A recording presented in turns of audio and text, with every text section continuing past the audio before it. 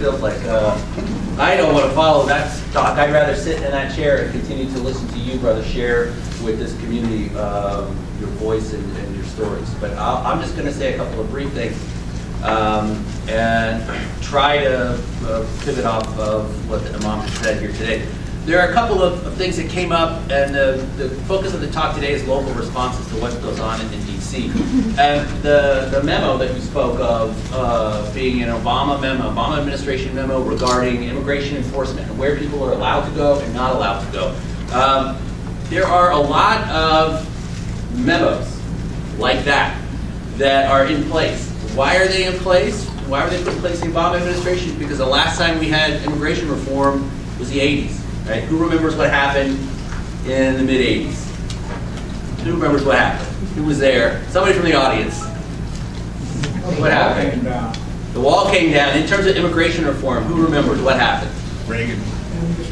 Amnesty. The Republicans granted amnesty to the undocumented immigrants living in the country at the time. One of the ironies is very few immigrants took advantage of it. Why?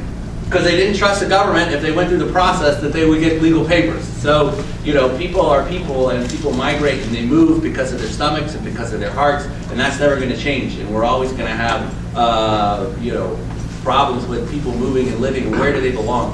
But the Obama administration took several important steps that were very much under the radar. So in terms of keeping our schools safe from immigration enforcement. That's a memo. The Trump administration doesn't even have to tell us that it's not the rules anymore. It's what they call sub-regulatory.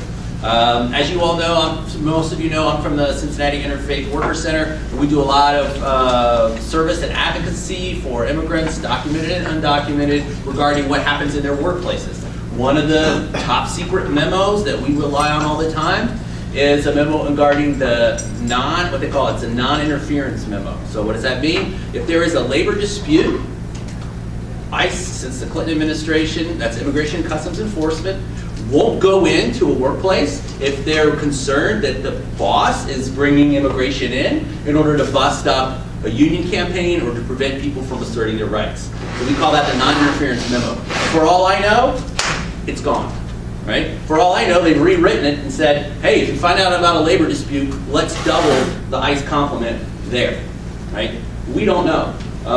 Some other things that have kind of been adjustments that have taken place during the Obama administration that people might not be aware of. There's something called deferred action, right? So let's say that someone has no legal right to be here and they can be removed. And the judge has said, okay, look, you know, it's going to be costly for you to be removed. We have a process for that. You have children at home. The immigration judge grants something called deferred action. Right? Deferred action is permitted, and there are things in the Obama administration actually encourage it. What does it mean? It means that families stay unified, right? Well, what's deferred action? Right? It's something that a judge grants, even though there's no legal thing in the statute that would require that person to be given that kind of extra leeway, that extra time. What are we waiting for in this extra time?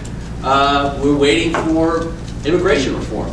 And I think the administration was optimistic that, well, let's grant these deferred actions because the hope is we're going to get some immigration reform and people won't have to be separated from their families. We can keep these home economies in place.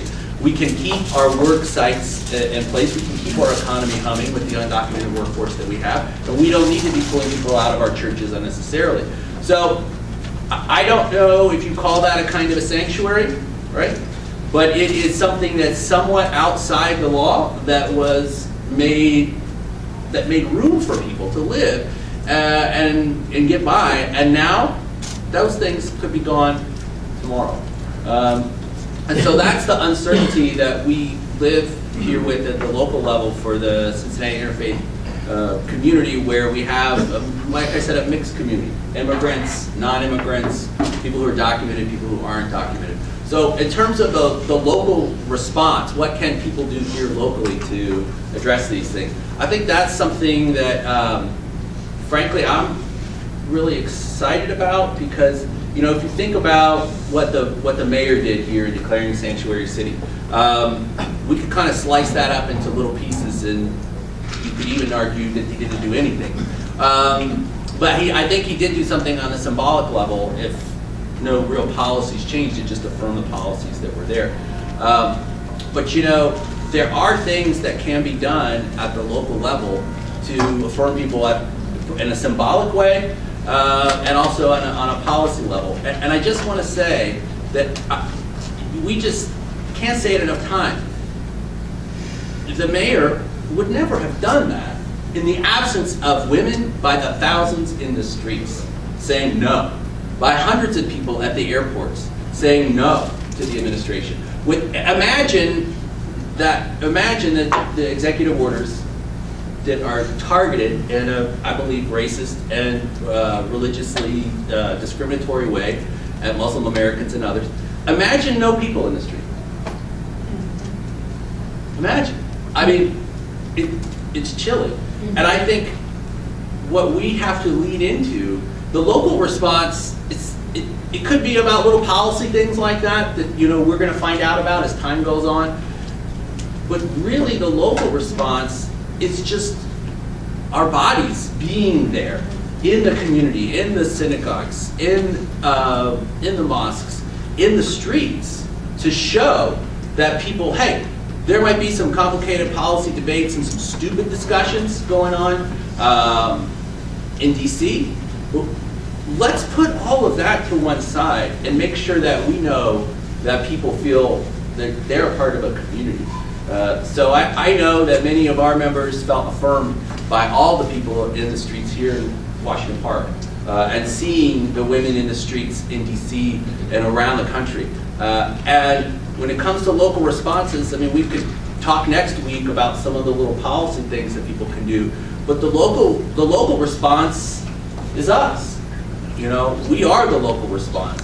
And the policies we'll find the policies, but they're not going to have the place to talk from, like the mayor did, if there isn't that background of a show of strength and solidarity coming from people from all races and classes to reject what I think the Imam is correct in saying is it is a white identity concept coming from the folks in DC. The issues all cut in a way that are supposed to bolster white folks and help them feel more comfortable about their country again.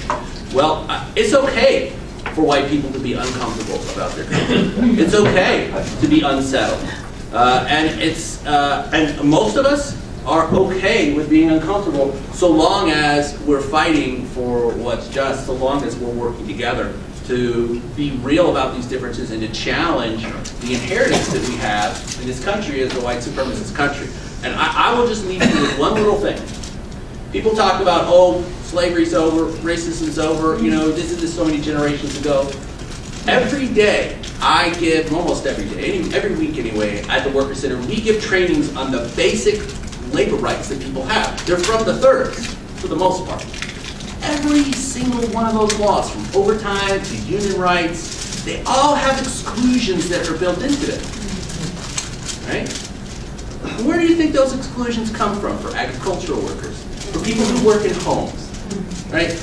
We have rights that cut people against one another, and those rights, the way that they're structured, actually pit folks against one another and pit classes against one another. And so that is our legacy, and we need to fight against it. So if there is this moment where Trump wants to show America what he thinks it makes it great, we're saying no. What makes this country great is the willingness to confront what is in our roots, and what I think that really there wouldn't be a Trump without a very militant and powerful Black Lives Matter movement, right?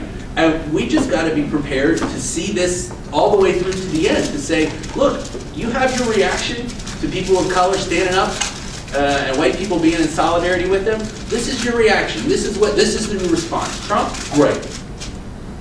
But we're not going anywhere, right? And we're staying close to one another.